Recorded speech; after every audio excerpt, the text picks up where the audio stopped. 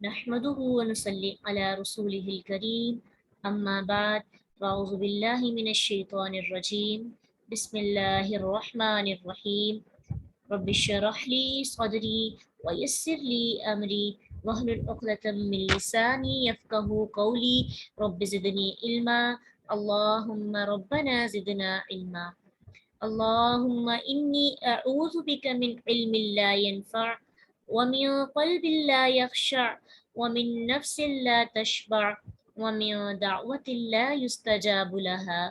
اے اللہ، میں پناہ مانگتی ہوں اس علم سے جو نفع نہ دے، اس دل سے جو ڈرے نہ، اس نفس سے جو سیر نہ ہو، اور اس دعا سے جو قبول نہ کی جائے۔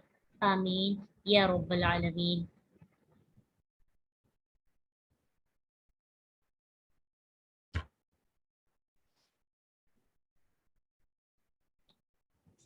وَاضْرِبْ لَهُمْ مَثَلَ الرَّجُلَيْنِ جَعَلْنَا لِأَحَدِهِمَا، وَاضْرِبْ اور بیان کیجئے، لہم ان کے لیے، مثلاً مثال، کس کی مثال؟ رجلین دو آدمیوں کی، رجل ان کی تثنیہ ہے، رجلین دو آدمیوں کی مثال بیان کیجئے۔ وہ دو آدمی کون سے تھے؟ جعلنا لأحدہما بنائے ہم نے ان دونوں میں سے ایک کے۔ اب اس ایک کی بات ہو رہی ہے ان دونوں میں سے۔ وہ ایک آدمی کیا تھا؟ کیا اللہ نے اس کو دیا؟ جنتینی دو باغ، کس چیز کے؟ من اعناب انگوروں کے، انگوروں کے باغ تھے۔ وخففناہما اور غیر لیا ہم نے ان دونوں کو، بنخل کھجور کے درختوں سے۔ عربوں کے یہاں ویسے بھی یہ دو جو پھل ہے بڑے مشہور ترین اور بڑے سمجھے برانڈڈ پھل تھے، انگور اور کھجور۔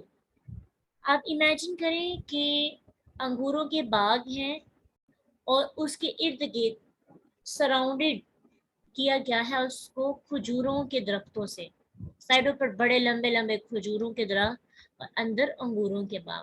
وَجَعَلْنَا بَيْنَهُمَا زَرْعًا اور بنائے ہم نے ان دونوں کے درمیان کھیت، یعنی انگوروں کے علاوہ انگوروں کی بیلیں تو اوپر ہوتی ہیں نا، ایسے بھی ہو سکتا ہے کہ نیچے کھیتیاں تھیں مختلف قسم کی، مختلف پھلوں کی یا مختلف فصلوں کی، اور اس باغ میں زیادہ تر انگور تھے اور سائڈیں جو تھی وہ کھجوروں کے درختوں سے کور تھی۔ اس کو سوچنا ہے کہ ان باغوں کی خوبصورتی کیا ہوگی۔ پھر ساتھ ہی ساتھ یعنی وہ شخص ان باغوں سے بہت زیادہ فائدہ اٹھا رہا تھا۔ اب اور کیا تھا؟ کلتل جنتین آتت اکلہا، دونوں باغوں نے دیا پھل اپنا، ولم تظلم منہ شیئا اور نہ کمی کی اس میں کچھ بھی، یعنی اللہ کہہ رہے ہیں اس میں کسی قسم کی کمی نہیں تھی۔ اس باغیچے میں، اس باغ میں جس میں اتنا کچھ اللہ نے اس بندے کو دیا، کسی چیز کی اس کو کمی نہیں تھی۔ اب پانی ہوتا ہے نا، بعض اوقات اس پر زمین بڑی پیاری ہوتی ہے، فصل بڑی پیاری ہوتی ہے، ہوا بھی اچھی ہوتی ہے، علاقہ بھی اچھا ہوتا ہے، لیکن پانی کی کمی کی وجہ سے انسان اچھی فصل نہیں اگا پاتا۔ تو اللہ کہتے ہیں وَفَجَّرْنَا خِلَالَهُمَا نَهْرًا کہ اللہ نے جاری کر دی ان دونوں کے بیچ ایک نہر، ان دونوں کے درمیان سے ایک نہر گزرتی تھی۔ امیجنیشن کریں، دونوں درخت اور درمیان سے پانی وفر مقدار میں گزر کر جا رہا ہے۔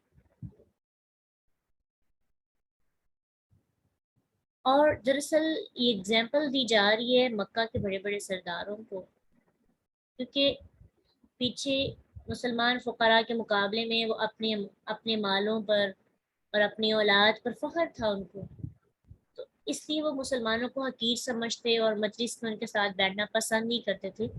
تو اللہ تعالیٰ نے یہ قصہ بیان کر کے سمجھایا کہ یہ چیزیں قابل فخر نہیں ہیں، کیونکہ ایک لمحے میں انسان فقیر سے غنی ہو جاتا ہے اور ایک لمحے میں انسان غنی سے فقیر ہو جاتا ہے۔ اب یہ بندہ ہر طرح کا فائدہ حاصل کر رہا تھا اپنی لینڈ سے۔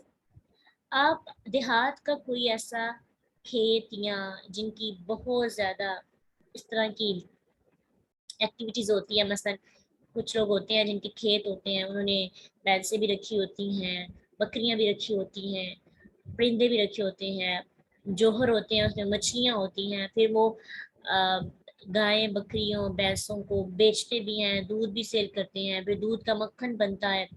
اب جو مینگو ہے یا انگور وغیرہ ہیں یا کھجوریں ہیں, تو کھجوریں اترتی ہیں, کھجوریں پھر سیل ہوتی ہیں, اس سے منافع بہت زیادہ وہ حاصل کرتے ہیں. پھر اسی طرح ان کی مختلف پروڈکٹس بنتی ہیں, اور پھر اور بھی بہت سی چیزیں جو کھیت میں ہیں. سب کچھ اللہ تعالیٰ نے ایک بندے کو دیا ہوتا ہے. ایک ہی زمین پر وہ بندہ اتنی زیادہ چیزیں حاصل کرتا ہے اور وہ چیزیں سیل کر کے بہت زیادہ پروفٹ کماتا ہے. اللہ کہتے ہیں وَكَانَ لَهُ ثَمَرٌ, اور ہوا اس کے لیے پھل. ثمر کہتے ہیں, ثمرتن کی جمع ہے ثمر. ثمر پھل کو بھی کہتے ہیں, نتیجے کو بھی کہتے ہیں, خلاصے کو بھی کہتے ہیں.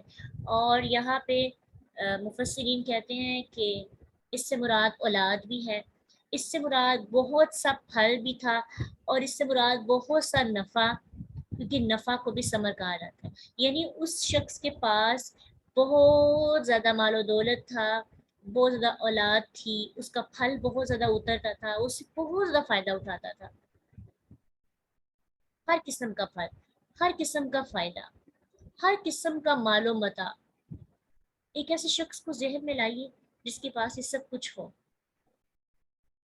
لینڈ لارڈ, ہر چیز ہو.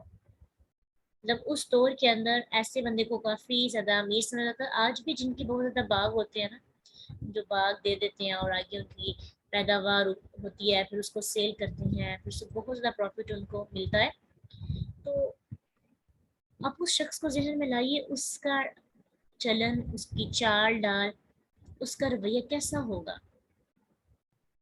ہمارے ارد گرد رہنے والے لوگ جن کے پاس تھوڑا سا گھر پیارا ہو, گاڑی آ جائے, ان کی جاب اچھی ہو جائے, ان کی انداز بیان ہی بدل جاتا ہے, سٹائل چینج ہو جاتے ہیں, ایکشنز بدل جاتے ہیں, آنکھیں ماتھے پہ آ جاتی ہیں.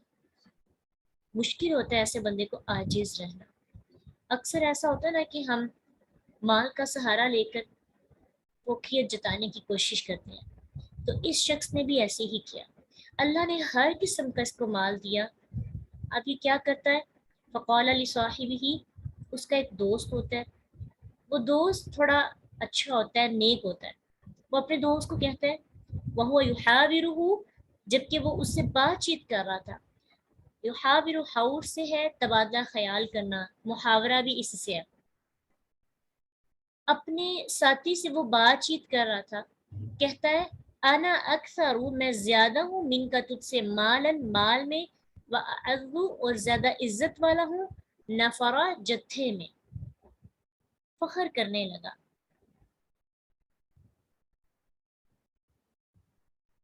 ایسا ہی ہوتا ہے کہ جب تھوڑی سی عزت بڑھنے لگتی ہے, مال بڑھنے لگتا ہے, اولاد اچھی نیک اولاد, اور آج کے دور میں تو ویل سیٹلڈ جو اولاد ہوتی ہے, لوگ فخر شروع کر دیتے ہیں. ایسے ظاہری طور پہ کسی کو نہ کہیں, لیکن اندر تو اندر سوچتے ہیں نا. تو اس لیے کیا کرنے لگا, کہنے لگا کہ میں تجھ سے, اس کے اندر میں آ گئی تھی نا. کہنے لگا, یہ بھی نہیں کہا کہ الحمدللہ اللہ نے مجھے بہت کچھ دیا. ایسے تو ہم کہہ سکتے ہیں نا کہ اللہ کا شکر ہے کہ اللہ نے مجھے بہت زیادہ مال بھی دیا, نیک اولاد بھی دی, میں اللہ کا شکر ادا کرتی ہوں. یعنی خود کو کریڈٹ نہیں دیں, اللہ کی ذات کو کریڈٹ دیں. پھر کوئی قباحت نہیں ہے کہ نعمتوں کا اظہار کریں. لیکن اس نے کہا کیا کہ میں تجھ سے, یعنی جو شیطان نے کیا تھا, اللہ میں آدم سے زیادہ بہتر ہوں, میں کیوں اس کو سجدہ کروں. جب شیطان سے صفت آنے لگتی ہے انسان کے اندر, تو انسان پھر باطن بھی برباد کر بیٹھتا ہے اور ظاہر بھی برباد کر بیٹھتا ہے. اس شخص سے یہی ایک غلطی ہوئی تھی. مجھے اللہ نے مال بھی زیادہ دیا, مجھے اللہ نے عزت بھی دی, اور نفرہ کہتے ہیں کنبہ, قبیلہ, نسل, بچے, پروٹوکول, جتھا, قافلہ, قوم, اس میں زیادہ ہونا, یعنی زیادہ ہونے کے اعتبار سے. تو اللہ نے مجھے یہ سب چیزیں تم سے زیادہ دی.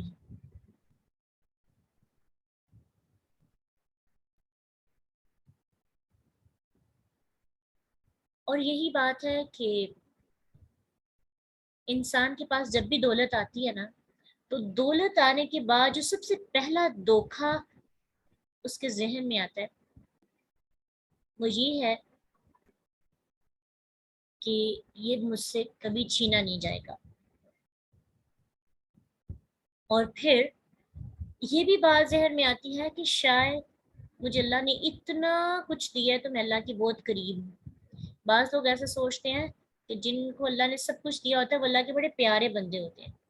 یاد رکھیے، مال اور اولاد اللہ کے قریب نہیں کر سکتی.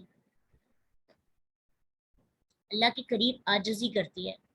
اللہ کے قریب تقوی کرتا ہے. تکبر، مال، اولاد، عیش و آرائش، زیب و زینت، یہ سب چیزیں انسان کو اللہ کے قریب نہیں کر سکتی. اس لیے یہ بات ذہن میں رکھنی ہے. جو پہلا پوائنٹ ہمیں سمجھ میں آ رہا ہے کہ نعمتیں ضروری نہیں کہ اللہ کفار کو نعمتیں دے. بہت سے مسلمان بھی بہت امیر ہوتے ہیں. اگر اللہ تعالیٰ نے نعمتیں عطا کی ہیں نا، اللہ نے دوسروں سے زیادہ دی ہے. کبھی کریڈٹ خود کو نہیں دے، پہلا پوائنٹ. دوسرا پوائنٹ یہ کہ بات بات پہ الحمدللہ اللہ کا شکر ادا کرے بہت زیادہ. تیسری چیز، کمپیئر نہ کریں خود کو کہ مجھے اللہ نے اس سے زیادہ دیا تو میں اس سے بڑھ کر ہوں. برتری ثابت کرنے کی کوشش نہ کریں. اور ایک اور چیز یاد رکھنی ہے، اکثر ایسے ہوتا ہے کہ ہم مال کا سہارا لیتے ہوئے دوسروں پر فوقیت جتانے کی کوشش کرتے ہیں.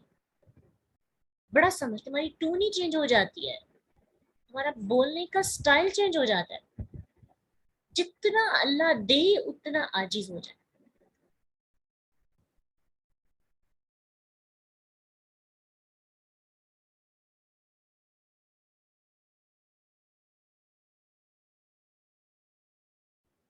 اور جتنی عاجزی ہوگی، لئن شکرتم لازیدنکم، جتنا شکر ہوگا اللہ اور زیادہ نوازیں گے. اور ایک دعا پڑھنی ہے آپ نے جب کبھی آپ کو لگے کہیں مجھ سے اللہ نعمتیں نہ چھین لے، تو بڑی پیاری دعا ہے، اللہم انی اعوذ بک من زوال نعمتک. اے اللہ، میں نعمت کے زوال سے تیری پناہ چاہتی ہوں. تو اس طرح کی دعائیں اللہ سے کرنی ہے انشاءاللہ. اب کیا ہوا، وَدَخَلَ جَنَّتَهُ، وہ داخل ہوا اپنے باغ میں، وَهُوَ ظَالِمٌ، اس حال میں کہ وہ ظلم کرنے والا تھا. یعنی ظلم کرنے والے سے مراد متکبر، مال کی وجہ سے غرور اس کے اندر آ گیا تھا، غرور کا شکار ہو گیا. وَهُوَ ظَالِمٌ لِنَفْسِهِ، اس حال میں کہ وہ ظلم کرنے والا تھا اپنی جان پر. اس سے پتہ چلتا ہے کہ انسان اگر کوئی برا کام کرتا ہے، انسان کے اندر تکبر آتا ہے، تکبر اس کو اس کے نفس کے سامنے بڑھاوا نہیں دیتا. سمجھیے کہ متکبر انسان دوسروں پہ ظلم بعد میں کرتا ہے، وہ اپنی جان پہ ظلم کرتا ہے، کیونکہ وہ اپنی دنیا اور آخرت کو خراب کر بیٹھتا ہے. شیطان نے تکبر کر کے کیا کیا، خود کو اتنی خوبصورت سیٹ سے اتروا لیا، اور دنیا میں بھی ددکارا ہوا اور آخرت میں بھی ددکارا ہوا، اور اللہ کے سامنے اس کی کوئی عزت نہیں رہی، چاہے اس کا پاسٹ کتنا ہی اچھا کیوں نہ تھا. تو تکبر کرنا اللہ کو بالکل پسند نہیں ہے.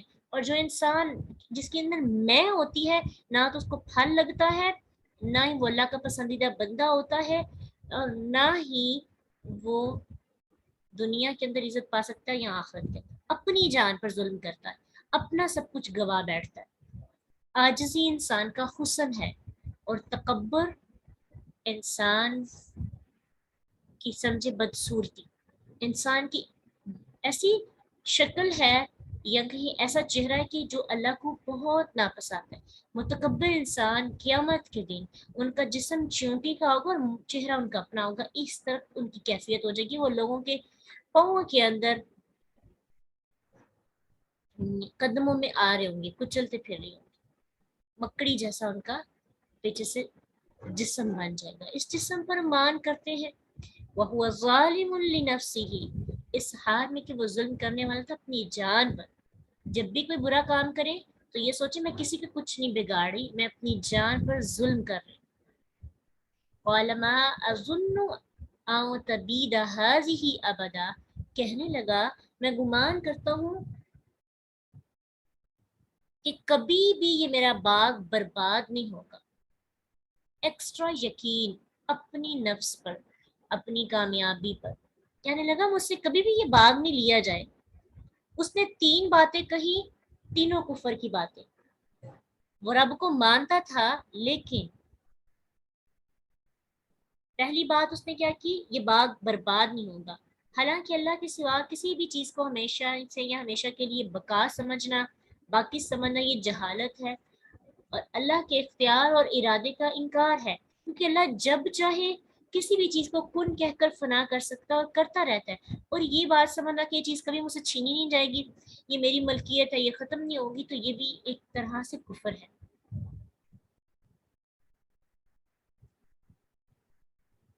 اور پھر دوسری چیز اس نے کیا کہی، وما اظن الساعة قائمة، اور نہیں میں گمان کرتا کہ قیامت قائم ہونے والی ہے. قیامت کو قائم ہونے والا نہیں سمجھتا. یہ بھی اللہ کی قدرت کا انکار ہے، کیونکہ اللہ تعالیٰ جب پہلی دفعہ پیدا کر سکتے ہیں تو دوبارہ بھی پیدا کرنے پر قادر ہے. تو یہ اس نے دوسرا انکار کیا. تیسرا کیا انکار کیا، وَلَئِن رُدِّدتُّ إِلَىٰ رَبِّي لَأَجِدَنَّ خَيْرًا مِّنْهَا مُنقَلَبًا. البتہ اگر فرض کر بھی لیا جائے کہ میں اللہ کے سامنے جاؤں گا تو وہاں جا کے کوئی میری پکڑ نہیں ہوگی یا مجھے سزا نہیں ملے گی، بلکہ کیا ہوگا کہ مجھے بہتر اجر ملے گا، بہتر جگہ ملے گی، مجھے خوبصورت حق ملے گا. اسی طرح رکشا سورۃ فصلت میں اسی طرح کی کوئی آیت ہے. اللہ سبحانہ تعالیٰ فرماتے ہیں کہ بندہ کہتا ہے کہ اگر میں لٹایا گیا تو وہاں میرے لیے اور اچھائی ہوگی. اتنا مان، اتنا تکبر، کہ یعنی اس طرح کی بات فرعون جیسی سوچ رکھنے والا ہی انسان کر سکتا ہے. کہ ہم سوچتے ہیں نا کہ پتہ نہیں کیا میرا حال ہوگا آخرت میں. کہ جیسے سورت تیسرے پارے کی آخری صورتوں میں آپ قیامت کے بارے میں پڑھتے ہیں کہ روئی جیسے انسان بکھرتے پھر رہے ہوں گے، جیسے پتنگے اڑتے پھرتے ہیں، اس طرح انسان. تو انسان کیسے سوچ سکتا ہے کہ اللہ قیامت کے دن مجھے بہتر عطا کرے گا، مجھے بہترین جگہ دے گا، مجھے جنت میں مقام دے گا. اس بندے نے اللہ کی قدرت کا انکار کیا، اللہ کی قیامت کا انکار کیا، اور پھر قیامت والے دن کے بارے میں کیا کیا، تکبر کیا. قال له صاحبہ، اس کا جو دوست تھا وہ بہت اچھا تھا، نیک تھا، کہنے لگا وہو یحاورہ، جب وہ سے بات چیت کر رہا تھا، اکفرت بالذی، کیا انکار کرتا ہے تو اس کا جس نے خالق کا پیدا کیا تجھے، من تراب، مٹی سے، ثم من نطفۃ، پھر نطفے سے، ثم سواک رجلا، پھر تجھے درست بنایا ایک مرد. کہنے لگا کہ تجھے اللہ نے کس چیز سے پیدا کیا ہے، مٹی سے پیدا کیا، نطفے سے پیدا کیا، اتنی حقیر چیز سے، اور پھر اللہ نے تجھے بالکل سیدھا کیا. سوا ان کا مطلب ہوتا ہے برابر کرنا، سیدھا کرنا، ٹھیک کرنا، نارمل کر دینا. وَلَقَدْ خَلَقْنَا الْإِنسَانَ فِي أَحْسَنِ تَقْوِيمٍ، خوبصورت شکل اس نے عطا کی اللہ نے. جس نے تجھے پیدا کیا تو اس کا انکار کرتا ہے. سورۃ بقرہ کے اندر اللہ سبحانہ تعالیٰ فرماتے ہیں نا، کیف تکفرون باللہ وکنتم امواتا فاحیاکم، تم کیسے اللہ کا انکار کرتے ہو، تم مردہ تھے، اللہ نے تمہیں زندہ کیا. ثم یمیتکم ثم یحییکم، پھر وہ تجھے مارے گا اور پھر وہ تجھے زندہ کرے گا. اللہ تعالیٰ نے انسان کو اتنی خوبصورت شکل دی. آج ہم جس زبان سے بات کر رہے ہیں، جس زبان سے مان کرتے ہیں، کندھے اچکا کر دوسروں سے بڑے ثابت کرنے کی کوشش کرتے ہیں، یہ سب کندھے، یہ جسم، یہ زبان، یہ آواز، یہ آنکھیں، یہ چکھنے کی حس، یہ محسوس کرنے کی طاقت کس نے دی؟ اللہ نے دی نا. تو جو اللہ نے دیا اسی کے ساتھ ہم اللہ کے تکبر کر رہے ہیں. یہ مشرکین مکہ کو بھی بات سمجھائی جا رہی ہے کہ تم مسلمان جو غریب ہیں ان کو ناپسند کرتے ہو, اپنی مجلسوں میں بٹھانا پسند نہیں کرتے. اور اسی طرح ہم لوگوں کو بھی, بات کے آنے والے مسلمانوں کو بھی, کہ تمہارے پاس جتنی بھی نعمتیں آ جائیں, تکبر تمہاری نعمتوں کو ٹکنے نہیں دیتا. بعض اوقات آپ سوچ رہے ہوں گے کہ ہمارے معاشرے کے اندر بہت سے لوگ متکبر ہیں, لیکن ان کو اور ملتا جا رہا ہے اور ملتا جا رہا ہے, لیکن ان کی ملنے میں ان کی کوالٹی نہیں ہوتی, برکت نہیں ہوتی, اسی لیے تو ان کا پیٹ نہیں بڑھتا. قبر کی دیواروں تک وہ حاصل کرنے کے پیچھے بھاگتے جاتے ہیں, لا حاصل کے پیچھے بھاگتے جاتے ہیں, سکون ان کی زندگی سے ختم ہو جاتا ہے. تو اس لیے اللہ سبحانہ تعالیٰ انسان کو اس کی اوقات یاد کروا رہے ہیں. اور اوقات کیا ہے؟ مٹی. مٹی کو ہم کتنا عام سمجھتے ہیں نا. اگر کسی کو کہنا ہو نا, کسی کو کم سے کم درجہ دینا ہو, تو کہتے ہیں وہ تو مٹی ہو گیا, یا پھر مٹی کو ہم اپنے نزدیک بڑا عام سا سمجھتے ہیں. ہمیں یاد رکھنا چاہیے کہ یہ مٹی ہے, یہی مٹی ہے جس سے ہم بنے ہیں اور جس میں ہم نے مل جانا ہے. اس لیے انسان کو اللہ کے سامنے دوبارہ زندہ ہونا ہے. جس طرح انسان مٹی سے پودے اگتے ہوئے دیکھتا ہے نا, ایسے ہی مرنے کے بعد مٹی سے انسان خود اگے گا, ایسے ہی پیدا ہوگا مٹی سے. لیکن اللہ ربی ولا اشرک بربی احدا, لیکن وہ اللہ میرا رب ہے اور نہیں میں شریک ٹھہراتا ساتھ اپنے رب کی کسی ایک کو. اس سے ایک بات پتہ چلتی ہے کہ اپنی ذات کو کریڈٹ دینا گویا کہ اللہ کے ساتھ شریک ٹھہرانا ہے. ایسی بات ہوتی ہے نا کہ انسان جب سمجھتا ہے کہ میں نے یہ کیا, میں بہت خوبصورت ہوں, میری کوالٹیز بڑی اچھی ہیں, مجھے اللہ نے, میرے اندر بہت سی صلاحیتیں ہیں, میں لوگوں سے برتر ہوں, تو گویا کہ ہر انسان اللہ کو کریڈٹ دینے کی وجہ اپنی ذات کو دے رہا ہے اور اللہ کے ساتھ اپنے نفس کو شریک ٹھہرا رہا ہے. اس سے پتہ چلتا ہے کہ وہ بندہ جو اپمان کر رہا تھا, غرور کر رہا تھا, فخر کر رہا تھا, وہ مشرک تھا. اسی لیے دوسرے نے کہا میرا تو اللہ رب ہے.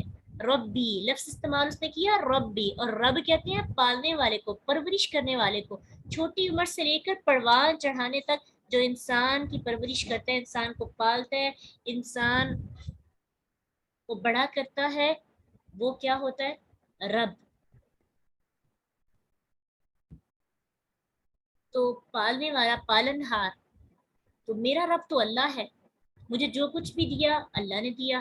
اگر میں, مجھے سونے کی طاقت دی تو اللہ نے دی, اٹھنے کی طاقت دی تو اللہ نے دی, کھانے کی دی, کیونکہ مجھے وہ پالنے والا ہے. جیسے ایک ماں اپنے بچے کو پالتی ہے نا, بالکل اسی طرح رب بھی اپنے بندوں کو پالتا ہے. لیکنہ اللہ ربی, رب کیا ہے کہ اس نے بات سمجھا دی. میرا رب تو اللہ ہے, وہ اللہ جس کو تم بھی مانتے ہو, آگے جا کے وہ اللہ کا ذکر بھی کرے گا, کہ جو جس کو تم بھی مانتے ہو اللہ, وہی میرا رب ہے, وہی مجھے پالنے والا ہے. ولا اشرک بربی احدا, میں اپنے پالنے والے کے ساتھ, میں اپنی کیئر کرنے والے, کیئر ٹیکر ہے اللہ, تو جو کیئر ٹیکر ہے میں اس کے ساتھ شریک نہیں ٹھہرا سکتا کہ میں نے خود اپنی کیئر کی. میں کون ہوتا ہوں اپنی کیئر کرنے والا؟ میرے پاس اتنی طاقت, انرجی, صلاحیت ہے ہی نہیں. اس آیت کو فیل کیجیے, بہت خوبصورت آیت ہے. لیکنہ اللہ ربی, اے اللہ اگر آج میرے بال خوبصورت ہیں, میرا چہرہ پیارا ہے, میں صاف ستھرا رہتی ہوں, یا پھر میرے اندر یہ تو جسمانی کوالٹیز ہے نا, اس کو اس لیے ذکر کیا گیا, اس طرح روحانی کوالٹیز بھی ہوتی ہیں, روح کی بھی خوبصورتی ہوتی ہے. مجھے معاف کرنا آتا ہے, میرا اخلاق اچھا ہے, میرے اندر صبر ہے, میں قرآن سیکھ رہی ہوں, میں نمازی ہوں, میرے اندر تقویٰ ہے, رمضان اچھا گزرا ہے. اللہ میرا کمال نہیں, آپ کیئر ٹیکر ہیں, آپ نے مجھے سکھایا, آپ نے میری کیئر کی, میرے دل کی بھی کیئر کی, میرے جسم کی بھی کیئر کی, میرے مال کی بھی کیئر کی, میرے اخلاق کی, میری نسل کی, میری اولاد کی, میرے ماں باپ کی.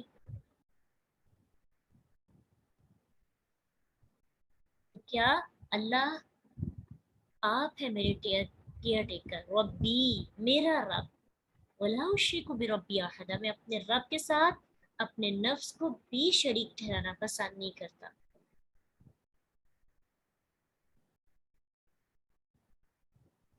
ایک چیز ہوتی ہے کہ آپ اندر سے تکبرانہ انداز میں کہیں میں بہت اچھی ہوں، میں ایسے ہوں۔ ایک ہوتا ہے کہ محاورتاً کچھ لوگ فن کے طور پر یوز کر لیتے ہیں، اس میں بھی پرہیز کرنا چاہیے، کیونکہ اس سے پھر ہم اس جملے کو پروموٹ کر رہے ہوتے ہیں۔ ہو سکتا ہے کوئی اس کو سے دور رہ رہا اور ہم کہہ کر اس کے اندر اس چیز کی ہمت اور جرت پیدا کر دیں۔ اللہ کہتے ہیں ولولا اس دخل تھا، کیوں نہ جب داخل ہوا تھا وہ جنت تک اپنے باغ میں، کھلتا کہا تو نے، کیوں نہیں جب تم داخل ہوئے تو تم نے اپنے باغ میں داخل ہوتے ہوئے یہ کیوں نہیں کہا ما شاء اللہ، جو چاہا اللہ نے دیا مجھے، لا قوت الا باللہ، نہیں کوئی قوت مگر اللہ کی توفیق سے، تارانی اگر تو دیکھتا ہے مجھے، آنا کہ میں اقل کم تر ہوں، من کا تجھ سے، مالن مال میں، و ولدا اور اولاد میں۔ اب وہ بندہ جو اس کے ساتھ گیا تھا، اب پتہ کیا ہوا تھا کہ اپنے دوست کو نا جیلس فیل کروانے کے لیے اس کو اپنے باغ میں لے گیا۔ ایسے ہی ہوتا ہے، ہم جب کسی کو جیلس کرنا چاہتے ہیں تو اپنی نعمتوں کا بار بار تذکرہ کر کر کے دکھاتے ہیں اسے، دیکھو میرے پاس یہ ہے، مطلب بڑھانا چاہتے ہیں اپنے آپ کو اس کے سامنے۔ تو اسی طرح وہ بندہ اس کو دکھانے کے لیے اپنے باغ میں لے گیا، باغ میں جا کے اس نے اس متکبرانہ طریقے کے ساتھ بات کی۔ اب وہ دوسرا شخص جو اللہ کا نیک بندہ تھا کہنے لگا جب تم باغ میں داخل ہوئے تھے تو تمہیں کہنا چاہیے تھا ما شاء اللہ لا قوت الا باللہ، کہ اللہ نے جو چاہا وہ اللہ نے مجھے دیا، اللہ کی قوت اور طاقت ہے، اللہ کی توفیق ہے، اس کے علاوہ کسی کی طاقت نہیں۔ تو اس سے ایک بات ہمیں پتہ چلتی ہے کہ جب بھی کوئی خوبصورت چیز ہم دیکھیں خوش کر دینے والی، تو کیا کریں؟ ماشاء اللہ لا قوت الا باللہ کہیں، ماشاء اللہ لا قوت الا باللہ۔ حدیث میں بھی آتا ہے، مسند احمد کی حدیث ہے کہ نبی صلی اللہ علیہ وسلم نے فرمایا، ابو ہریرہ رضی اللہ عنہ کہتے ہیں، اے ابو ہریرہ کیا میں تمہیں عرش کے نیچے جنت کے خزانوں میں سے ایک خزانہ بتاؤں؟ کہنے لگی جی بالکل آپ بتائیں، آپ نے میرے ماں باپ قربان، فرمایا تم کہو لا قوت الا باللہ۔ اور راوی کہتے ہیں کہ میرا گمان ہے کہ آپ صلی اللہ علیہ وسلم نے یہ بھی فرمایا کہ اللہ تعالیٰ فرماتا ہے کہ میرا بندہ مطیع ہو گیا، اس نے اپنا آپ میرے سپرد کر دیا، جب ہم یہ فقرہ یہ جملہ کہتے ہیں۔ ابو ہریرہ سے ان کے شاگرد نے پوچھا لا حول ولا قوت الا باللہ کہنا ہے؟ تو انہوں نے فرمایا نہیں، یہ کلمہ سورۃ کہف میں سے ہے، جو کہ ولولا اذ دخلت جنتک، جنتک قلت ما شاء اللہ لا قوت الا باللہ، کہ ماشاء اللہ لا قوت الا باللہ، یہ فقرہ جنت کی خزانوں میں سے ایک خزانہ ہے۔ اس طرح اس کے ہی بارے میں لا حول ولا قوت الا باللہ کے بارے میں دوسری حدیث میں آتا ہے کہ یہ جنت کے خزانوں میں سے ایک خزانہ ہے۔ دراصل یہ عاجزی ہے، لا حول ولا قوت الا باللہ یا لا قوت الا باللہ، ایک طرح سے عاجزی ہے کہ میں کچھ بھی نہیں ہوں، سب کچھ اللہ کی طرف سے ہے۔ اس لیے جب بھی کوئی پیاری خوبصورت چیز دیکھے جو آپ کو دل کو خوش کر دے تو کون سا کلمہ استعمال کرنا ہے؟ ماشاء اللہ لا قوت الا باللہ۔ اس آیت سے ہمیں ایک اور بات سیکھنے کو ملتی ہے کہ وہ شخص جو نیک تھا، اس کی غلطی دیکھ کر اس نے اس کو خوبصورت انداز میں اس کی غلطی سے اس کو آگاہ کیا۔ عموماً ایسا ہوتا ہے کہ ہمیں اپنے دوستوں میں غلطی نظر آتی ہے لیکن ہم ان کو بتاتے نہیں ہیں، تو انداز سیکھنا چاہیے، طنز نہ کریں لیکن عاجزی کے ساتھ دوسروں کو ساتھ ساتھ ان کی مسٹیکس بتانی چاہیے، مصلحت کے ساتھ، جب تنہائی میں بتا دیں۔ کہنے لگا ان ترانی انا اقل منک مالا و ولدا، دیکھو میرے پاس مال بھی تجھ سے کم ہے، میرے پاس اولاد بھی تجھ سے کم ہے، لیکن مجھے امید ہے فعسى ربی ان یؤتینی خیرا من جنتک ویرسل علیہا حسبانا من السماء، مجھے امید ہے کہ میرا رب مجھے وہ دے جو تیرے باغ سے بھی بہتر ہو، اور ہو سکتا ہے کہ وہ اللہ تیرے باغ پہ کوئی ایسا عذاب بھیج دے آسمان سے فتصبح صعیدا زلقا کہ یہ ہو جائے میدان صاف، چٹیل میدان ہو جائے۔ زلقا کہتے ہیں جس میں قدم پھسلتا ہو، ایسی زمین، ایسی جگہ جس پر قدم پھسلتے ہوں۔ تو سمجھے کہ جیسے پتھر ہوتے ہیں نا، پتھر بنا دے اللہ تمہارے باغ کو، پتھر بنا دے، پتھر جو ملائم پتھر ہوتے ہیں ان پر قدم پھسلتے ہیں، یا پھر ایسا ہو سکتا ہے کہ دلدل ہو، کیچڑ ہو، وہاں پہ بھی قدم پھسلتے ہوں گے، پانی پانی کھڑا ہو، مٹی خشک جو ہے نا وہ زمین نہ۔ اور پھر اسی طرح کہتا ہے کہ او یصبح ماؤہا غورا، غورا کہتے ہیں گہرا، ڈرائی لینڈ، پانی اندر زمین کے اندر گھس جائے، اندر چلا جائے، یا پھر یہ جو تمہاری نہریں پاس سے گزر رہی ہیں اس کا پانی خشک ہو جائے اور تمہاری کھیتیوں کو پانی ہی نہ ملے، تمہارا سورس آف انکم ہی ختم ہو جائے۔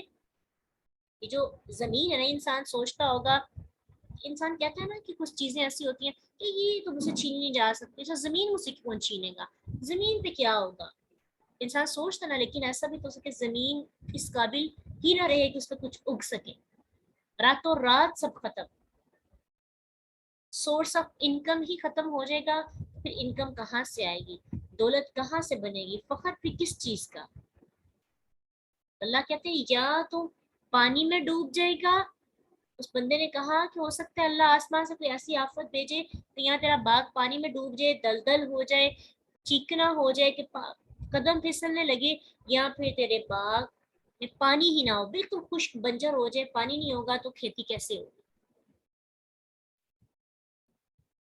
یہ بد دعا نہیں تھی، یہ حقیقت تھی، اس نے بد دعا نہیں دی۔ فعسا ربی، رب درمیان میں آ گیا، امید ہے کہ میرا رب مجھے اچھا دے دے اور تم سے یہ چھین لے، ایک طرف سے اسے احساس دلایا جا رہا ہے، کیونکہ اسے پیچھے اس نے کہا تھا نا کہ تم ماشاء اللہ لا قوت الا باللہ کہہ دیتے تو کتنا اچھا ہو جاتا، اب وہ کہہ رہے ہیں کہ اللہ تعالیٰ کی کن میں تو ذرا بھی دیر نہیں، اللہ چاہے تو تجھ سے مال لے لے اور مجھے تم سے بہتر دے دے، یہ اسے حقیقت سے آشنا کروا رہا ہے۔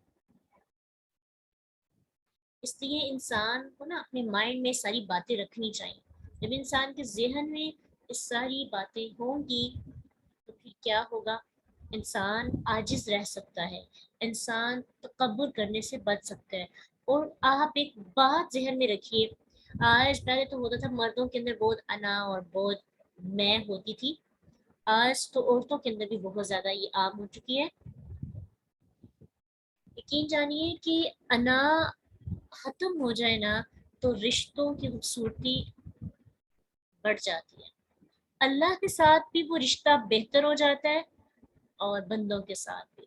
ساری جنگ انا کی ہے، ساری جنگ متکبرانہ رویے کی ہے، میرے پاس میں کچھ ہوں، میں کچھ بھی نہیں، ایک کن سے میرا سب کچھ چھینا جا سکتا ہے مجھ سے، امیجن کریں، آفت آئے اور سب کچھ اچک کر لے جائے جو ہمارے پاس ہے، جس کو ہم سنبھال سنبھال کے رکھتے ہیں۔ ابھی کچھ دیر پہلے کا واقعہ کہ ہمارے بالکل پاس ہی نا ایک گھر ہے، انہوں نے کافی زیادہ اپنا سونا وغیرہ اکٹھا کیا تھا، بالکل بھی میں اندازہ نہیں تھا ان کے پاس اتنا زیادہ سونا ہے، تقریباً کوئی 80 تولہ کے قریب، یا غالباً اس سے کم ہی، آئی تھنک 35 سے 40 ہوگا، 80 لاکھ 1 کروڑ تک کا ان کا سونا تھا۔ ایک ہی رات میں ان کے گھر ڈاکو آئے اور سارے کا سارا اٹھا کر لے گئے، ایک چیز بھی چھوڑ کے نہیں گئے، صرف سونا اٹھا کر لے گئے، ایک لمحے کے اندر سب کچھ ان سے لے لیا گیا۔ اس لیے اللہ سبحانہ تعالیٰ سے بڑی دعا کرنی چاہیے اپنی عاجزی کے لیے، کبھی بھی انا اور تکبرانہ انداز نہ ہو. اللہ ہم سب سے راضی ہو جائے اور ہمیں عاجزی والا رویہ اختیار کرنے والوں میں شامل کر لے. وآخر دعوانا الحمد للہ رب العالمین. سبحانک اللہم و بحمدک نشہد ان لا الہ الا انت نستغفرک و نتوب الیک. السلام علیکم ورحمۃ اللہ وبرکاتہ.